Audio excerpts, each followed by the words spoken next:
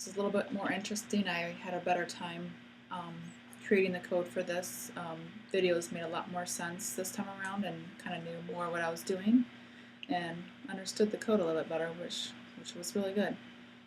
Anyway, here's the some of my code.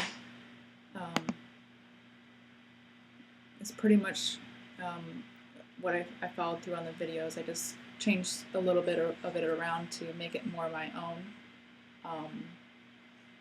And I kind of had a little rough start, I think, on the first one because I had created my tables in the wrong database and had to redo my tables and submit it in the correct database. So and I linked everything together and stuff started flowing better together. But this is basically just, some of my code. Probably most of you had some of the same stuff as I do. Here's my logout. Have my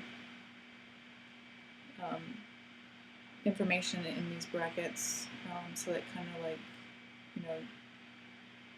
doesn't allow malicious stuff that comes in.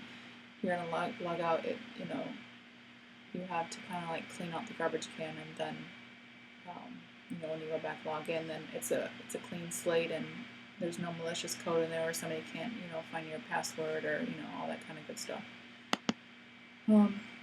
This is just my success. When you log in, it says success, then you come back.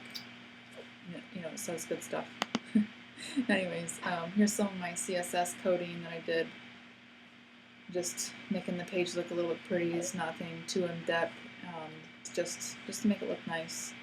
Here's my the auth page where I put in my basic HTML and linked my style sheet, and and it has right here. This is really important to concat your username and password so nobody can really figure out what it is, and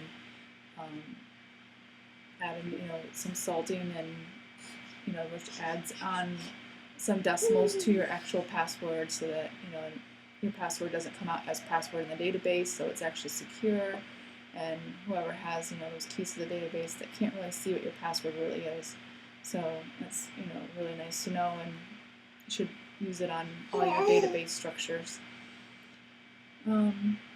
So my final result here, what it looks like, is just a basic little app here, and that's about it. Thanks.